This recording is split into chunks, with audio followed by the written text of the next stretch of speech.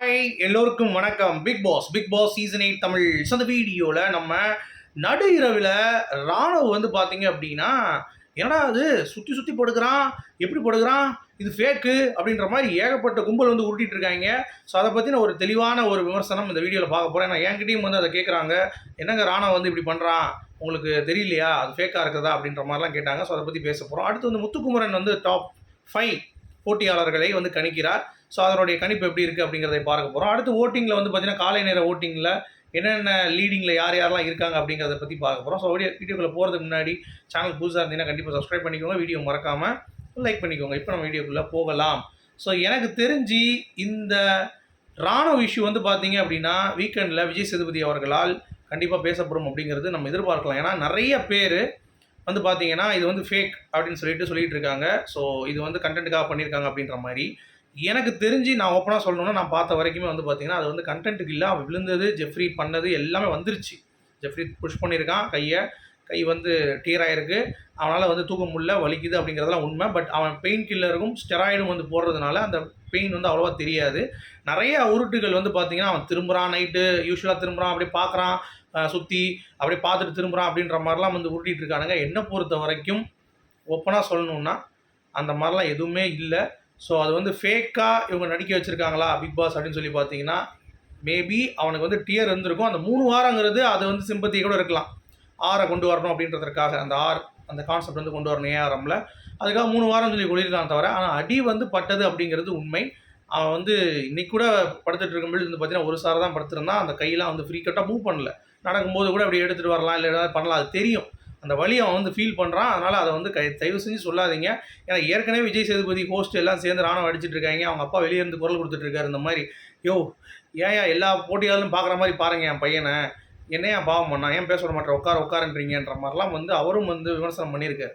சரியா? ஸோ அப்படி இருக்கும் பொழுது இப்போ தான் ஏதோ அவன் பண்ணுறான், ட்ரை பண்ணுறான், ஏதோ பேசுகிறதுக்கு பண்ணுறான் அப்படிங்கிறப்ப ஜஸ்ட்டு ஒரு டைம் கொடுங்க, ஒரு எக்ஸ்ப்ளோர் பண்ணுறதுக்கு. இப்போது நம்ம எடுத்துக்கிட்டிங்கன்னா கமல் சார் எடுத்துக்கிட்டிங்கன்னா ஜிபி முத்துவாக இருக்கட்டும், பரணியாக இருக்கட்டும், கஞ்சா கருப்பாக இருக்கட்டும், இவனோட மோசமாக தான் இருந்தாங்க பேசுகிறதுக்கெலாம்.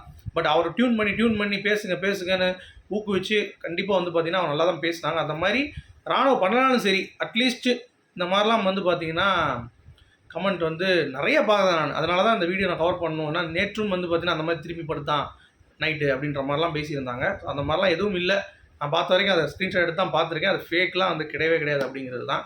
அப்புறம் அதை வச்சு அவங்கள இந்த வாட்டை வெளியேற்றுவாங்க அப்படின்ற மாதிரியான ஒரு டிஸ்கஷன்ஸும் போகுதுன்ற மாதிரி சொல்கிறாங்க. அதெல்லாம் உண்மை கிடையாது அப்படிங்கிறதையும் நான் சொல்லிக்கிறேன். சரியா? அந்த மாதிரி வாய்ப்புகள் மிக மிக மிக மிக கம்மி. ஓகே, சரி. அடுத்து என்ன டாபிக் அப்படின்னு சொல்லி பார்த்தீங்கன்னா முத்துக்குமரன் அவர்களுடைய டாப் 5 போட்டியாளர்கள்.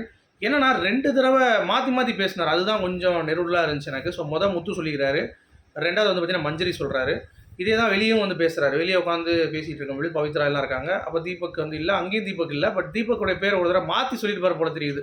சரியா? 2வது மஞ்சரி, 3வது பார்த்தீங்கன்னா ஜாக்கு, 4வது தீபக் அண்ணன், 5வது ஜெஃப்ரி அப்படின்றாரு. சரியா? இங்கே 5வது பார்த்தீங்கன்னா பவித்ரான்றார். பவித்ரா முன்னாடி வந்தோடனே தீபக்கை தூக்கிட்டார். ஜெஃப்ரி 4வது போட்டு 5வது பவித்ரா போட்டார். ஸோ இது என்னடா அது அப்படின்னு சொல்லிட்டு நிறைய பேர் பார்த்தீங்கன்னா மாற்றி சொல்லிட்டார். இவர் ஏன் ப்ராப்பராக சொல்ல மாட்டாருன்ட்டு அப்படின்ற மாதிரிலாம் கேட்டாங்க. ஏன்னா இப்போ தான் பேசிட்டு வந்தார். வெளியே வரும்போது ஏன் இதை மாற்றணும் அப்படின்ற மாதிரிலாம் கேட்குறாங்க. எனக்கு தெரிஞ்சு பெரிய ஒரு இம்பேக்ட் அப்படின்றது பார்த்தீங்கன்னா அது இல்லை. ஏன்னா மறதியில் கூட சொல்லியிருக்கலாம், இல்லை பவித்ரா பார்த்தவொடனே மேபி வரலாம் இந்த டாஸ்க் பார்த்துட்டு அப்படின்ற மாதிரி ஒரு விஷயம் கூட நடந்திருக்கலாம் அப்படிங்கிறது தான். ஸோ அதனால் நம்ம அதை பற்றி எதுவுமே கமெண்ட் பண்ண முடியாது அப்படிங்கிறத தெரிந்து கொள்ளுங்கள். ஓகேங்களா? அதுதான் நான் சொல்லணும்னு நினச்சேன். அடுத்து முத்துக்குமரன் 1,70,000 வாக்குகள் போயிட்டார். ராணுவ 1 லட்சம் தாண்டிட்டார். 1,06,000 வாக்குகள், கிட்டத்தட்ட 60,000 வாக்குகள் வித்தியாசம் இருக்குது. சௌந்தர்யா 88,000.